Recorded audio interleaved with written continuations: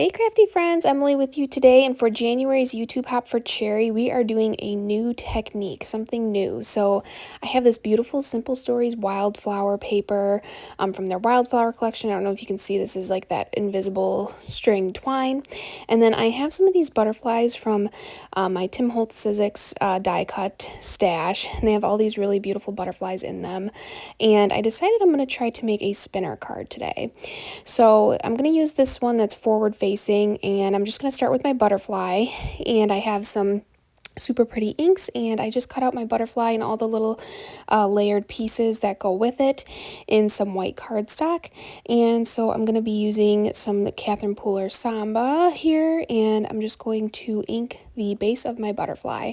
What's nice about these layered dies is that you can kind of see there's an embossing on the main part of the butterfly, and that allows you to know where to put these other pieces. So it's kind of like a little puzzle, but it's not too complicated because there's only four separate pieces here. So here I'm just doing the outside layers in a lighter color, and then I'm doing the actual butterfly in the darker, kind of just trying to blend in a little bit of darker tone. I have some over coffee here. I wanted to do the main part of the butterfly brown. I felt like the brown went better with the wildflower collection I'm using rather than like a black stem or antenna for the butterfly. And as you could see, you could definitely use this butterfly as like a stencil sort of. To create a different unique type of background if you wanted to. So here I'm just gluing down these layers, just using a little bit of the Wendy Vecchi Make Art glue and just putting those in the place, and you can kind of see the outlines on the butterfly as I put them down. And then the last thing to go on is that middle piece of the butterfly. So this looks great. I think this looks super pretty, and it matches the paper I want to use. Nice really pinks and reds there. So that looks great, and I'm actually going to do that a second time because for a spinner card what we're going to do is have the butterfly on the front and back. So here's my two. So it is, since it's not the same exact image, it's not identical front and back, but I'm going to focus on that later. So here I have an A2 card base from the Emily Moore Designs collection pack in the light blue, and I really like this yellow kind of floral wallpaper almost type background, and I cut this out with my A2 card sentiment die from the card sentiment die pack, and I'm just going to tape this onto the front of my A2 card base here. So I have some cherry tape here, and I'm just going to adhere this on just to make a really pretty background. I just love those florals. Look at those florals in the corner too. So for here now, what we want to do, I'm going to focus on that butterfly now. Actually, I'm going to brown the edges because you can kind of see when they're on each other, the front and back, and I didn't really like that. I don't want any white showing, so I'm just inking the back parts of my butterflies so that when I layer them you won't be able to see. And so I'm just making sure I'm getting a little bit enough pink on there so you won't tell. The only thing I could notice was these antennas. So there's obviously four, they're not going to be perfect front to back, so I'm cutting off the left antenna on both sides of the butterfly. And what this is going to do is going to show as just two instead of four. So that looks great.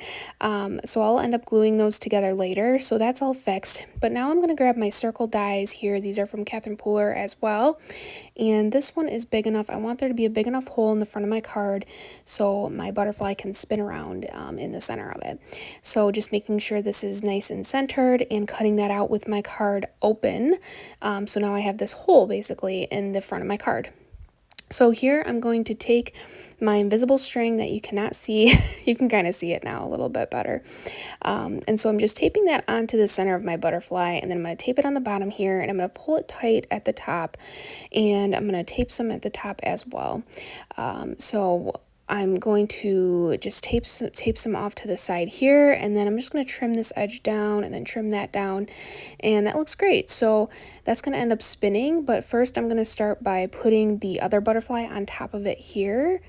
So you can see that looks nice and lined up. That looks great. And then I'm going to have a cover here that I cut out with the same circle, and it looks the same as the front. And so I'll just put a little bit more adhesive on the back covering here and then place that down so you won't see the excess string or anything like that. So putting that down, that looks great. Nice, that looks really cool. So this is turning out awesome. I put a sticker at the top there. It says today's the day. I have these really cool foam circles from Scrapbook Adhesives by 3L. So I'm putting this on the border just as like a frame for my butterfly. And I'm going to just put some glitter all over this. I'm just making sure this is nice and smooth. It's not the exact circle that I had in my die, so it's a little bit off, but you can't even tell. It looks great. And so now I'm just pouring all this gold glitter. Look at all this glitter. Okay, so now I just run over it with my finger just to get all the excess off. And look at how cool that gold looks. My goodness, super cool. So now I really want, my issue with this type of card is that, you know, you can see the inside and I want there to be somewhere for people to write. So I liked this cute forever and ever saying. And so I just scored it at a 4th at the top.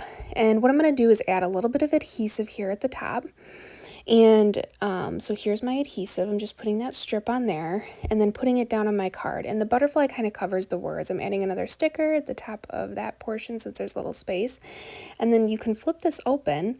And what I'm going to do is I'm going to decorate the top, but for the bottom half, I'm going to provide just a little bit of cardstock that's blank so you can write some sentiments there, because we always want to have some space right on the inside of our card that makes sense that we can write something on there. So I always want to make sure I'm creating cards that that are practical as well.